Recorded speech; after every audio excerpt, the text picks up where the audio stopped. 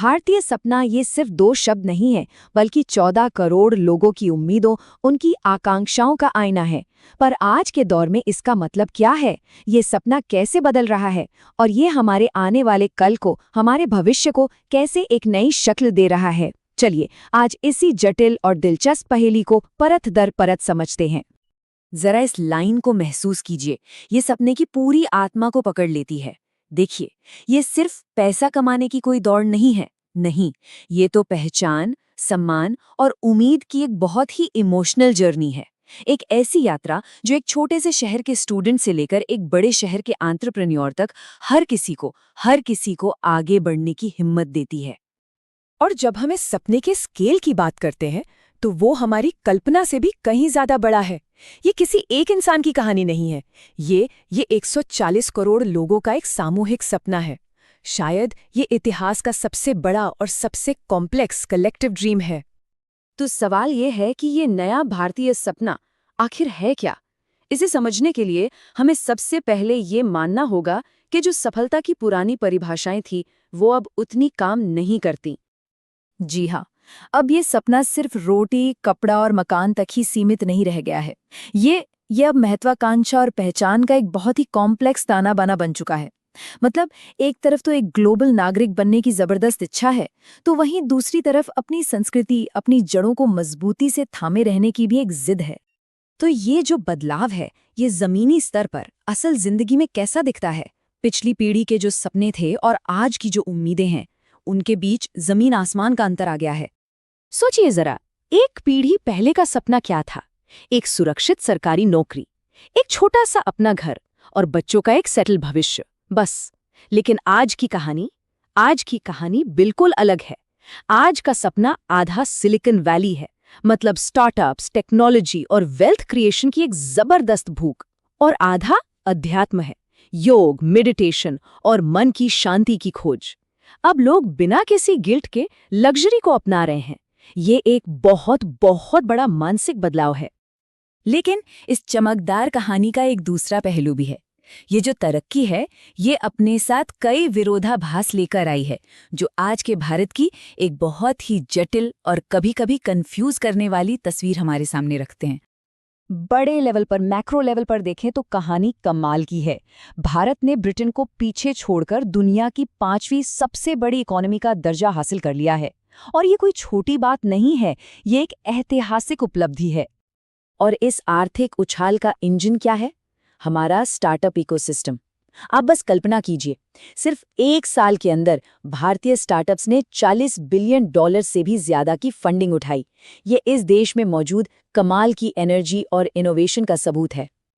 लेकिन जैसे ही हम बड़े लेवल से जूम इन करके एक आम इंसान की जिंदगी में झांकते हैं, तो एक बिल्कुल अलग तस्वीर उभर कर आती है। एक औसत भारतीय की सालाना आमदनी अब भी लगभग 2 लाख रुपए के आसपास है। ये अरबों डॉलर की फंडिंग और एक आम आदमी की असलियत के बीच की एक बहुत गहरी खाई को दिखाता है। और यहीं पर इस पूरी चर्चा का सबसे जरूरी सवाल उठता है, क्या ये जो ग्रोथ हो रही है, वो सबको साथ लेकर चल रही है? क्या तरक्की की इस दौड़ में सब बराबर के हिस्सेदार हैं? यही वो सवाल है जो आज भारतीय सपने के भविष्य को तय करेगा।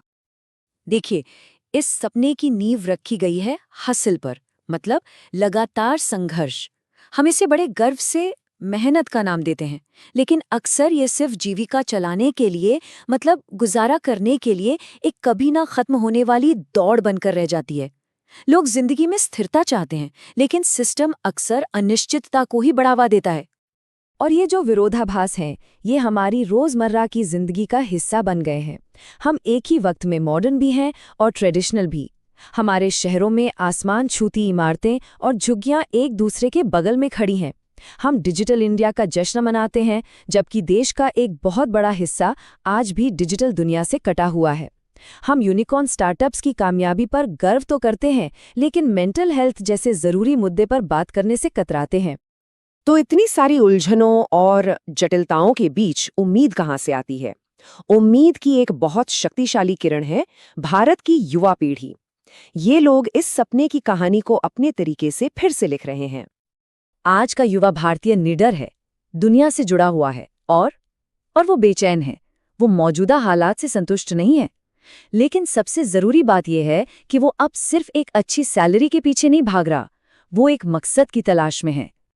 उनके लिए कामयाबी का मतलब सिर्फ बैंक बैलेंस बढ़ाना नहीं रह गया है। नहीं, उनके लिए कामयाबी का मतलब है कोई सोशल एंटरप्राइज शुरू करना, या कोई सस्टेनेबल ब्रांड बनाना, या फिर आर्ट के जरिए अपनी बात कहना। मतलब कुछ ऐसा करना जो असली हो, जिसमें एक मकसद हो और जिसका समाज पर कोई पॉजिटिव असर पड़े।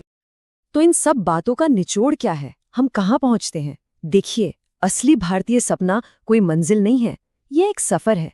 ये एक किताब के उस अधूरे चैप्टर की तरह है जिसे अभी लिखा जाना बाकी है, और कलम हम सब के हाथ में है। और लक्ष्य किसी की नकल करना नहीं है, मकसद पश्चिम की कॉपी बनना नहीं, बल्कि भारत का सबसे बेहतरीन वर्जन बनना। एक ऐसा भारत जहां ग्रोथ सबको साथ लेकर चले, जहां महत्वाकांक्षा के साथ साथ करुणा भी हो, और जहां हर एक नागरिक को सम्मान के साथ सपने देखने का मौका मिले। तो अंत में सवाल यही बचता है, हम सब मिलकर कैसा भारत बनाना चाहते हैं? इस महान कहानी को लिखने में हर एक इंसान की क्या भूमिका होगी? ये एक ऐसा सवाल है जिसका जवाब हमें और आपको नहीं, हम सबको मिलकर खोजना है। क्योंकि ये कहानी खत्म नहीं हुई है, ये तो बस अभी शुरू हुई है।